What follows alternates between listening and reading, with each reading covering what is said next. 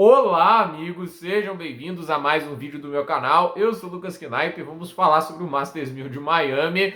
Holger Rune eliminado, mas não apenas eliminado, atropelado e destroçado em menos de uma hora pelo tenista húngaro Fabian Marozsan. Olha, Marozsan que já surpreendeu Carlos Alcaraz em Roma no ano passado, né? É um tenista que vem mostrando muito talento, foi quartas de final em Xangai, acabou perdendo naquele momento para o Hubert Hurkacz. E assim, já foi bem em John Wells e agora tá aí em Miami com mais uma ótima campanha. Parece um ano para o Marozsan se estabelecer. Inclusive o jogo dele de terceira rodada contra o Alexei Popyrin, né? Deve encarar um pouquinho mais de dificuldade na questão de games de devolução. Popyrin um bom sacador, né? Vamos ver como esse jogo se desenha. Outro que surpreendeu um cabeça de chave de Lerretica. Aí, obviamente, a expectativa para uma zebra é maior, porque o Lerretica não é um tenista do mesmo nível que o Rune. Só que o Rune tem essas apresentações que mostram que, mesmo que ele tenha um nível de talento parecido com o Sinner e o Alcaraz, para mim isso não é exagero, é só ver as grandes atuações do Rune, né?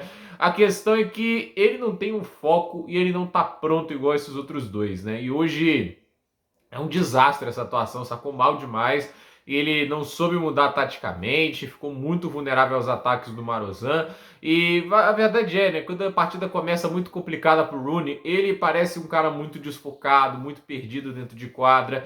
E eu vejo que o Rune ele é muito perdido até na questão tática, né? Porque, e pensando assim em técnicos, né? Ele contratou o Boris Becker, chutou o cara em menos de 3 meses de trabalho para voltar pro técnico que ele estava antes, né? Tipo, ele tinha brigado com o Patrick Mouratoglou, que não é nenhuma crítica ao Patrick Mouratoglou, é um grande técnico, né? Mas brigou com o cara sai, traz ali o Boris Becker, chama o Patrick Mouratoglou de volta, aí tá ele de novo treinando o Holger Rune, e assim, ele tá aí com essa peça difícil de trabalhar. E assim, essa derrota pra mim é outro cara que tem que ligar um sinal vermelho, entende? Se o Tsitsipas tem que ligar um sinal vermelho pela maneira que ele foi atropelado pelo Shapovalov, viu? O Taylor Fritz também, pra questão de como ele não tá devolvendo o saque, né? Ele teve 27 de 47 saques não retornados contra o Thiago Wilde, que não é o Roddick, né? Sacou bem o Thiago Wilde? Sim, mas não é o Roddick para você ter mais da metade dos saques não devolvidos, né? Então, assim, eles precisam ligar um sinal vermelho porque um tenista top 10 não pode ser eliminado em menos de uma hora.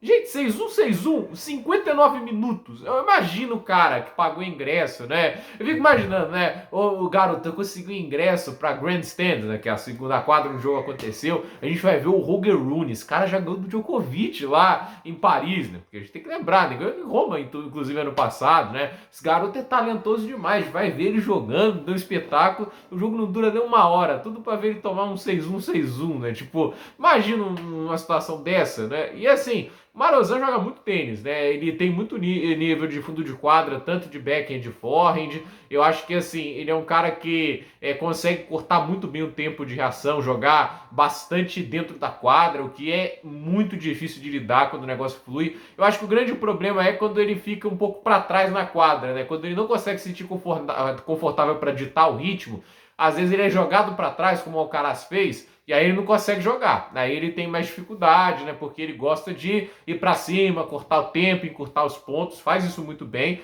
E até fico curioso para ver como vai ser essa dinâmica de jogo contra o Popyrin, que venceu o Lerretica. E assim, sacou muito bem, teve um game ruim apenas no jogo, de resto assim, sacou e devolveu bem. E é um cara que tem um peso de bola maior que o do Rune, né? O forehand do Popyrin é mais pesado. Então, assim, eu fico curioso para ver como é que essa partida vai se desenhar, mas com certeza uma das mais interessantes das partidas aí que a gente vai ver nesta próxima rodada em John Wells. Dois tenistas tentando se estabelecer mais à frente no ranking. O Popyrin, inclusive, já chegou a estar entre o top 40 esse ano. E se não fosse a lesão que ele teve em Doha, onde foi até as semifinais, a tendência é que ele tivesse ido bem tanto em Dubai como também em John Wells. Pelo nível que vem jogando, era um cara para avançar algumas rodadas e já ter mais de 10 vitórias nesse ponto do ano, que seria extremamente satisfatório. Ele está com 7 vitórias e 3 derrotas na temporada, né? Para um tenista que está tentando ele se estabelecer mais e subir no ranking, são números muito positivos. E as derrotas dele, olha, perdeu para o South Feeling lá em Brisbane, né? Foi uma derrota de teve match points. Podia ter feito melhor, mas não foi um jogo ruim. A derrota pro Djokovic no Australian Open também não foi ruim. E a contra o Khachanov é quando ele teve a lesão no abdômen que tirou ele, como eu disse, de Dubai em John Wells. Mas assim, ele tava jogando bem, né? O Khachanov não tava tendo vida fácil com ele, não. Então, assim, eu acho que é um jogo que vai ser interessante, mas para mim o choque é a derrota do Rooney da maneira que é. Não dá para ficar totalmente surpreso, porque o Rooney tem uma dessas mesmo. Tem hora que ele tá umas derrotas assim chamativas, mas esse tipo de coisa não pode acontecer, né? Você não pode chegar no torneio e acabar numa situação dessas aí de você levar um 6-1, 6-1 para um cara que nem cabeça de chave é atualmente. Tipo, melhor que o Marozan, esses caras aí, tipo, um Shapovalov da vida sejam, né? O tenista ele tem que entrar focado e pelo menos arrumar uma maneira de complicar. Perder, ok, acontece, mas pelo menos perde com dignidade, né? Leva para um terceiro set, né? Leva para um tie break pelo menos, né? Quando o Medvedev estava naquela fase ruim dele lá em 2022, pelo menos os jogos eram mais difíceis, né? Contra o Djokovic na ATP Finals, ele levou até o tie break do terceiro set, né?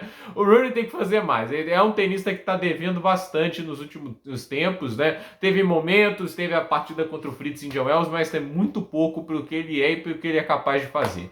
Gente, por esse vídeo é isso. Dúvida nos comentários, deixe seu like, se inscreva no canal, compartilhe esse vídeo e até o próximo vídeo.